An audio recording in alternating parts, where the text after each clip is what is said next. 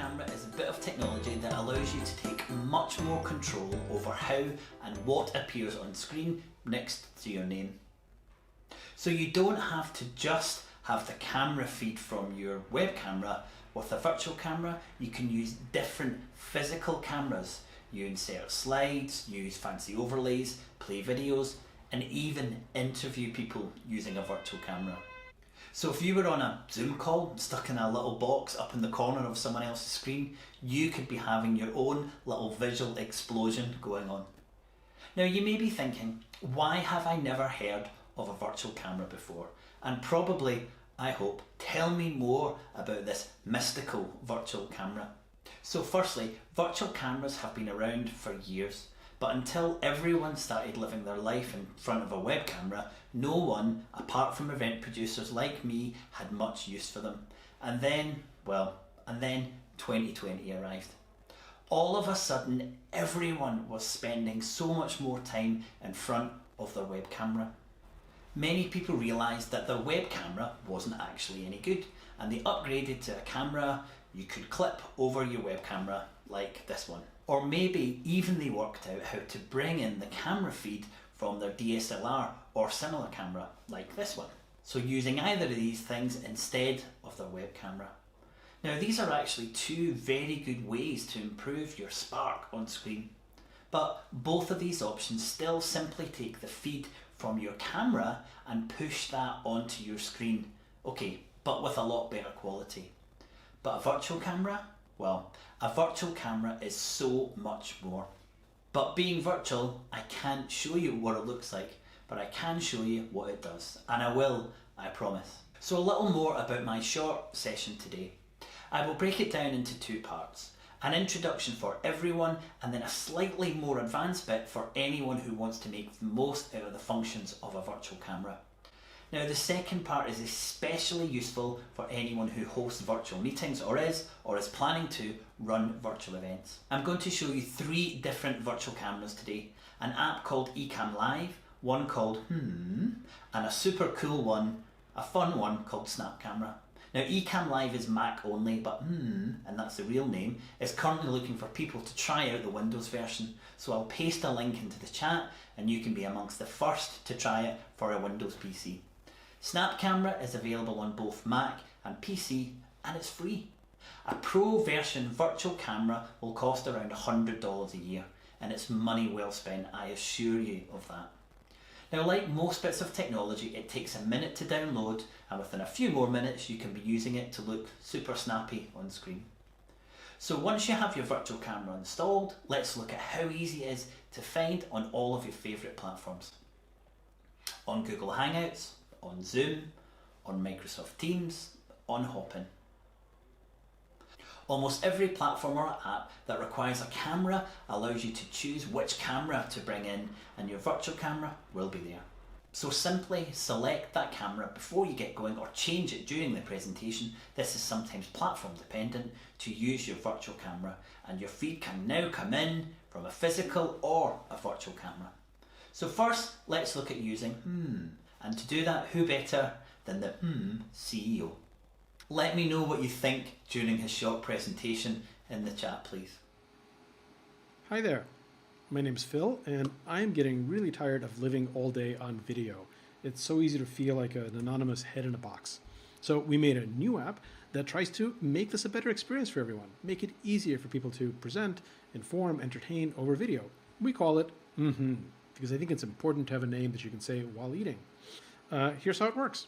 I can control the room that I'm in. There's a wide selection of indoor and outdoor and animated backgrounds. I like this one, it's pretty fancy. And I can have a screen that I can put whatever I want on. I like to use this to show off my Instagram photos. You know, I have a lot of photos on Instagram that I like, and I figured I've got 14 hours a day on video, so I may as well inflict my Japan slideshows onto people as I'm talking to them. And this is great. This is a good experience. But the real magic of is using it to present. You know, when you present in Zoom or Google Meet, you have to go through this awkward dance of, oh, I'm going to share my screen. Can everyone see my slides? And even when it works, you're asking people to choose between looking at you and looking at your materials, which is really kind of awkward and tedious. But in I can present like this. I can just put up any slides here, and of course I need to get out of the way so you can see it better, but I can just go, and I can still be here and explain, and change slides and important business stuff. And then if I come to a slide that has a lot of numbers or a graph, I can make it big so you can see it. But what I also just did is I put myself between you and the graph so that you have to pay attention to me, so I can explain things, explain. And then when I'm ready to have you look at it, I could just fade out of the way so you can see through me. Or I could become a Jedi ghost. Or I could shrink and fly and point to things like this. Well, I think here's the problem right there is where things went really wrong. Of course, I can use for all sorts of other things. I could put any window here, like a web browser. So this is a great way to look at your favorite websites or do design reviews. You could do live video. This is current CNN, and I can still go full screen and do the Mystery Science Theater 3K style of shrinking in a corner and making snarky comments here. Another use case that I use all the time is phone demos. I can AirPlay anything to here, so this is my live phone. You can see I've got 123,000 unread emails. I'm a really bad person. And if I want to demo something, I can just do it just like this. And this works the way you expect. I can go into landscape mode, and that works. I can go full screen. This is a menu of my favorite bakery in Chinatown. I can fly around. I can say, I'll order the turnip cake, please. Lots of other things to know about. But basically, it's really flexible, and there's a lot of features coming soon. Works with any video system.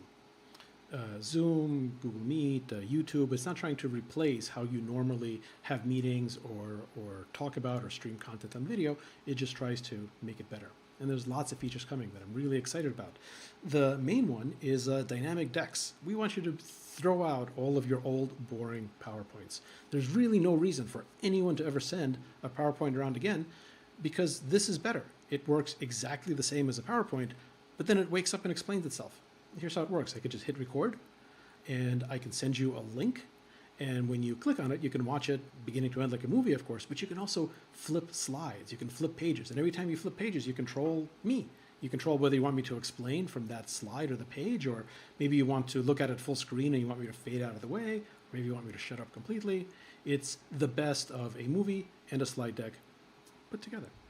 And then we're going to add multiplayer. Multiplayer is really cool. There's a bunch you can do with this. Let's say you and I are co-founders and we're presenting our dumb startup idea to investors.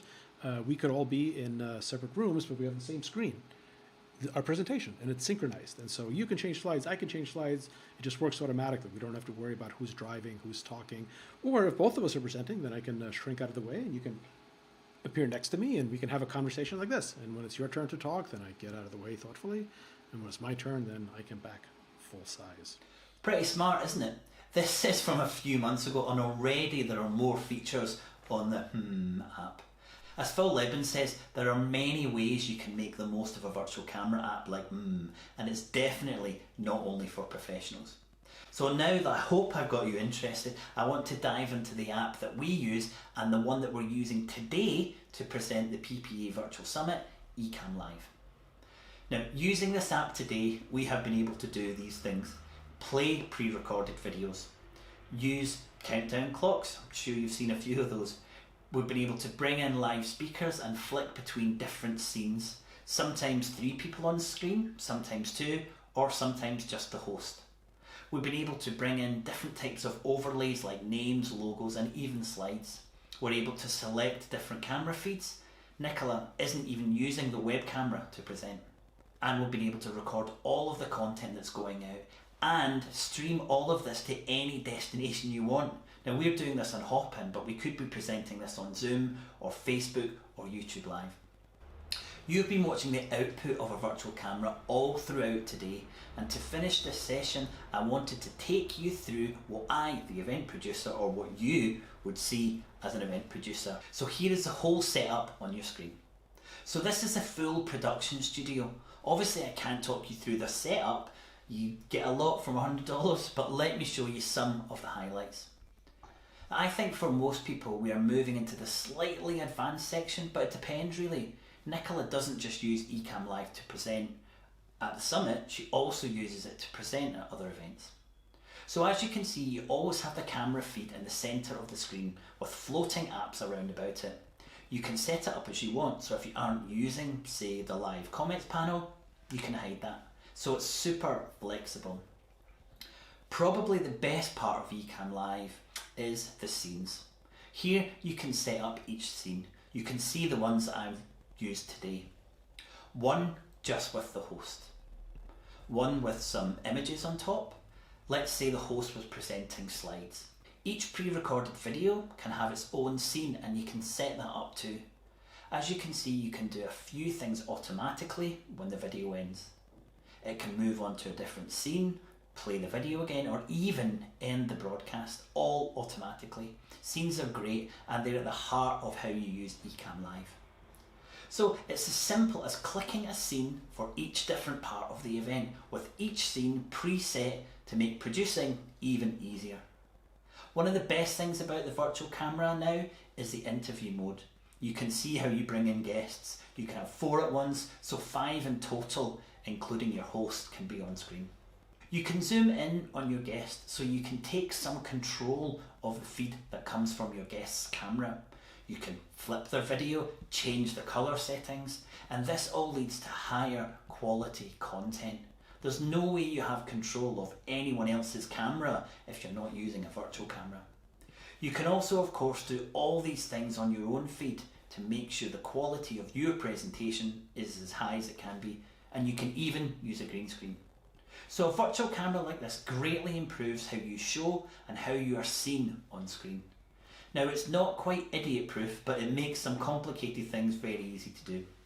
I have to say though, it's still possible to make mistakes. And it's worth saying that I have produced events from London while in Barcelona. Using Ecamm Live, the producer can be halfway across the globe and can still run the event. This is amazing. So for example, your executive could be at home. You could bring in her feed and drop her job title over the top from wherever you are. You could remotely bring all of her slides on screen and even play a video for her.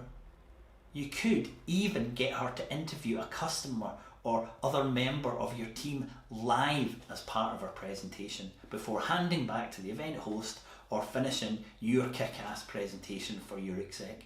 Now, how impressive would that look? So for business, a remote camera can really make a huge impact on how you personally and professionally appear on screen.